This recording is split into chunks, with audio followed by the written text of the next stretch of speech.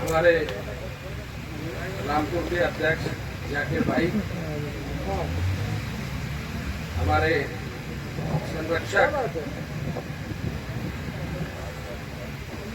और बहुत ही लंबे समय से इस उद्योग के लिए काम कर रहे हैं आदरणीय विजय घोष जी, और मंच पर मेरे सभी सम्मानित गुप्ता जी और मंचासीन, और हमारे संचालन कर रहे एजाज भाई और अति सम्मानित भट्टा स्वामी। सही स्थिति तो ये है कि हम लोग अपने अध्यक्ष जी यदि कोई हमसे आदेश करते हैं तो हम उनको उल्लंघन नहीं कर पाते। और अभी बरेली में पहले भी बैठक का आयोजन हुआ था। अध्यक्ष जी ने आदेश किया कि भाटी जी आपको आना है। बड़े भाई भी हैं और बहुत दिन से हम देख रहे हैं कि वो हमारे प्रदेश के उपाध्यक्ष हैं और बहुत सक्रिय रहते हैं। आदरणीय साथियों, हड़ताल करने का ऑल इंडिया फेडरेशन को कोई शौक नहीं था, और आप ऐसा नहीं है कि इस उद्योग के बारे में नहीं जानते, समस्याओं के बारे में नहीं जानते, और बहुत सारी बात कहने को है। आप लोग 2-3 करोड़ लोगों को रोजगार देते हैं और ये बहुत पुराना उद्योग है। आज तो मैं पढ़ रहा था, व्हाट्सएप पे आ रहा था, मैं तो 5000, ये 7000 पुराना उद्योग है और हमारी सभ्यता से भी जुड़ा हुआ है और आवश्यकता से भी जुड़ा हुआ है। रोटी, कपड़ा और मकान। आदमी की हैसियत उसके पहनावे के साथ साथ उसके मकान दुकान से भी जांची जाती है। लेकिन आप ये देखेंगे कि आज इस उद्योग की स्थिति क्या आ रही है। अभी पिछले वर्ष प्रधानमंत्री और पर्यावरण मंत्री एक समझौते पर साइन करके आए हैं और उन्होंने ये कहा है 2070 तक हम पूरे इस मुल्क को जो कार्बन है उससे मुक्त कर देंगे, और उसकी शुरुआत अभी इन्होंने शुरू कर दी है। और हम खुद आपके सामने खड़े हैं कि भट्टा जिगजैग करने के बाद हमारे भट्टे बंद हैं, और जो ये अभी नया जिगजैग का पैटर्न इन्होंने निकाला है, हमें तो इन्होंने कोयला भी बैन कर दिया है। हम कोयला यदि चलाएंगे तो हमें पॉल्यूशन कंट्रोल डिवाइस लगानी होगी, और इसके साथ वेट स्क्रबर 25-30 लाख रुपए का प्रोजेक्ट है। तब आप कोयला चला सकते हैं। 80 SPM हमको लाना होगा और 50 एम दिया हुआ है, 50 SPM लेकर आएंगे। जो नीति है सरकार की वो इस उद्योग को खत्म करने की है। पूरी तरह तो कोई चीज एकदम खत्म नहीं होती, लेकिन आप ये मान लें कि सरकार इस उद्योग को चलवाने के मूड में नहीं है। आपकी ईंट की खपत पूरी तरह खत्म हो चुकी है। सरकारी कामों में कहीं भी लाली आप नहीं लगा सकते। सिर्फ हमारे लिए प्राइवेट सेक्टर है जहां हम अपनी ईंट बेच करके अपना भरण पोषण कर रहे हैं। ये उद्योग बहुत दयनीय स्थिति से गुजर रहा है।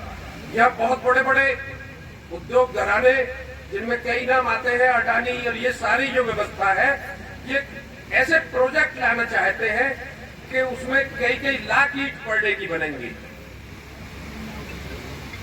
तो ये हड़ताल का शौक नहीं था कि हड़ताल की जाए।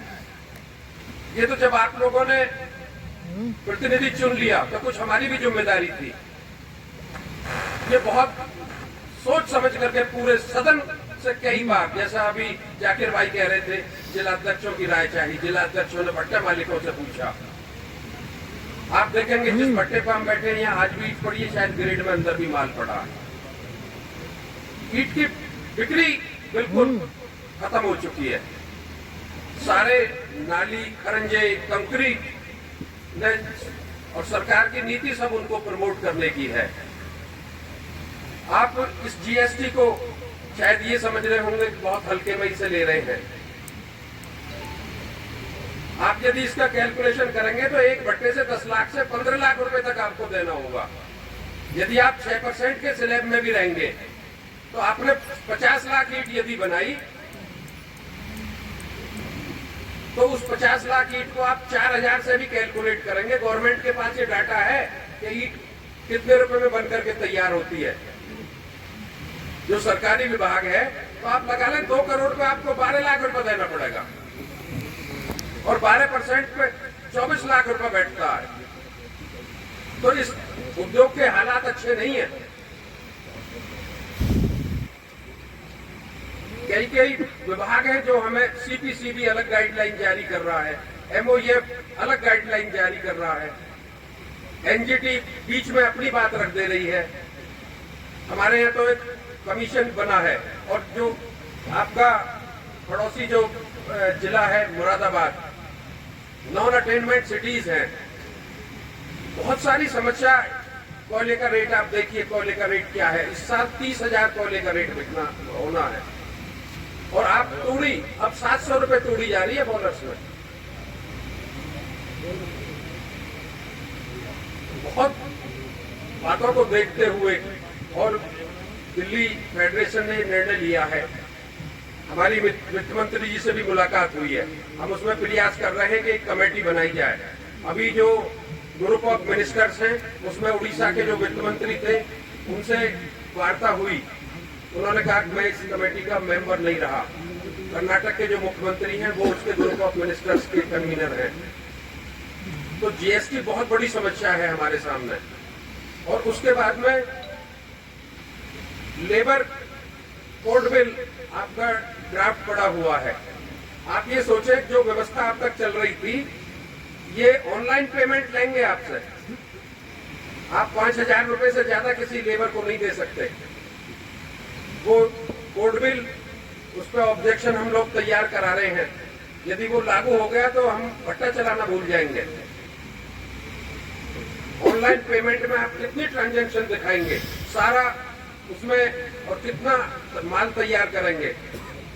तो जीएसटी को लेकर के, कोयले को लेकर के, लेबर की समस्याओं को लेकर के, और आप ये देखेंगे कि बहुत से जगह भौगोलिक स्थिति के हिसाब से हमारे यहाँ तो मिट्टी का भी है, लोगों को मिट्टी नहीं मिल पा रही है। इस सब को लेकर के ही ये हड़ताल का आह्वान किया गया।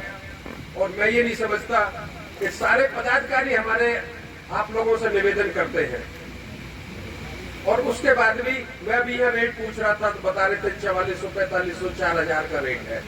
आपने कभी आकलन किया कि ये घर में हमें कितने में आकर के पड़ रही है?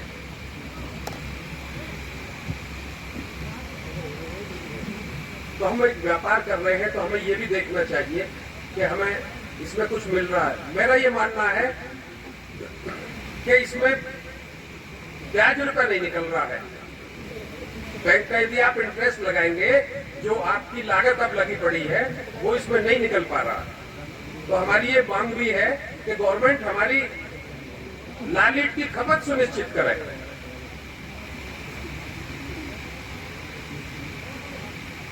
आप ये देखें कि यदि हमारे यहाँ 5,000, 6,000 ईंट बिकनी शुरू हो जाती है तो हमारा जी में चलना शुरू हो जाता है। बंगाल में 14,000 रुपए का रेट है ईंट का। बिहार, जिसको हम ये कहते हैं बहुत पिछड़ा हुआ प्रदेश है, बिहार में 12,000 रुपए का रेट है ईंट का। और ऐसा नहीं है कि यूनिट नहीं है, यूनिट भी बहुत है। तो हमें, जैसे हमारे मंच ने भी आह्वान किया, रामलीला मैदान 10 तारीख के लिए हमने कार्यक्रम रखा है।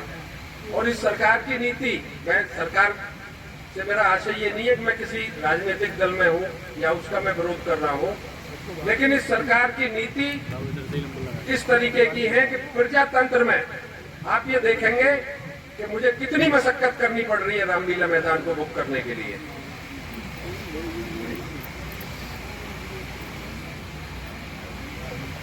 सुनने वाला कोई नहीं है, मंत्री मिलने को तैयार नहीं है। और ये तो आपकी इस हड़ताल का ही संगठन, और जो आपने शक्ति का प्रदर्शन किया जगह जगह पे बैठक करके, और जो मीडिया ने उसको प्रचारित किया कि प्रदेश में भी अधिकारियों ने और जो संबंधित मंत्री और माननीय मुख्यमंत्री जी ने आपकी समस्या का संज्ञान लिया। आप देखेंगे 2012 से एक हस्तचलन शब्द ऐसा था कि तहसील के लेखपाल से लेकर के और ऊपर कमिश्नर तक कोई जानकारी थी कि हस्तचलन लिखा हुआ है, और कितना शोषण होता था और आज भी शोषण हो रहा है। यदि आप मकान बनाएंगे तो लेंटर भी अब मिक्सचर आया हुआ है और वो इंजन से ऊपर ही पहुंच जाता है। पहले सर पे लेकर के उसको चढ़ करके डालते थे, लेकिन हालात ये थे कि यहाँ पुलिस वाले 10,000 रुपये रात के लेंगे, 5,000 रुपये लेंगे जेसीबी के लिए, और भट्टे से जेसीबी उठा करके आपकी ले गए और 5 लाख 4 लाख रुपए आपको पेनल्टी इम्पोज कर दी। तो मैं आपसे यही कहूंगा कि आप बहुत अच्छी संख्या में 10 तारीख में पहुंचे, अपनी ताकत का एहसास कराएं, और जब आप बहुत अच्छी संख्या में पहुंचेंगे तो सरकार भी संज्ञान लेगी, और ये लड़ाई हम न हारने वाले हैं न छोड़ने वाले हैं। यदि ऐसे हालात बनेंगे तो हम अपने उद्योग को भी चलाएंगे और इस आंदोलन को भी चलाएंगे, और जब तक हमारी मांग नहीं मान ली जाती तब तक हम इसको जारी रखेंगे।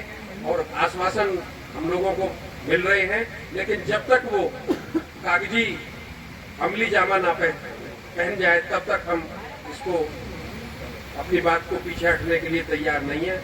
आप बहुत बुद्धिजीवी लोग हैं, अच्छा व्यापार करते हैं, राष्ट्र का निर्माण कर रहे हैं, और इस स्थिति में सब पहलुओं को देखते हुए आप अपनी ताकत का एहसास कराएं। और मेरा पुनः निवेदन है कि बरेली से कम बहुत अच्छी संख्या में रामपुर भाई जाकिर जी भी बैठे हैं, दिल्ली नजदीक है, उन्होंने विस्तार से बता दिया था। बहुत अनेक समस्याएं हैं और रोज नई नई समस्याएं आ रही हैं, और आप संगठन में विश्वास करते हुए, संगठन के लोग आपने चुने हैं, वो आपके लिए काम करते हैं, समय देते हैं और पैसा भी खर्च करते हैं। तो इसी के साथ मैं अपनी बात को खत्म करता हूँ। जय हिंद, जय भट्टा उद्योग।